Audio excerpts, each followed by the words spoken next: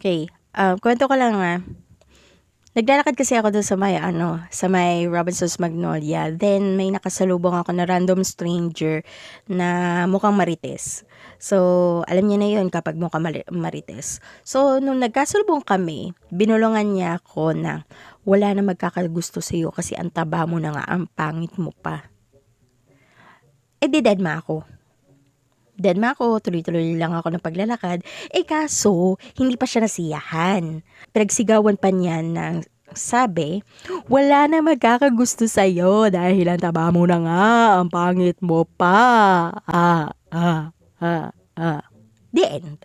Kasi hindi ko siya pinatulan, wala akong sinabi na kahit na no. Tuloy-tuloy lang ako sa paglalakad and such.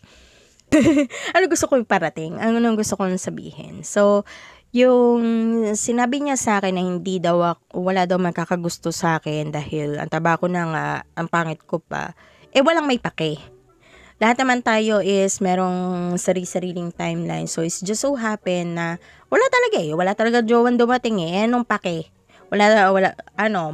Mag-tantrum ako dyan. Tantrum. Para lang na kailangan ko na jowa. Parang kahit sabihin naman natin na wala akong jowa and such, I would still say that I am happy being single.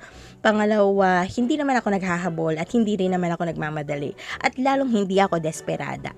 Tandaan nyo, single lang ako. Hindi ako desperada. Okay? So, whoever you are, kung hindi ka masaya sa buhay mo, wag mo akong damay. Okay? Wala naman kasi may pake.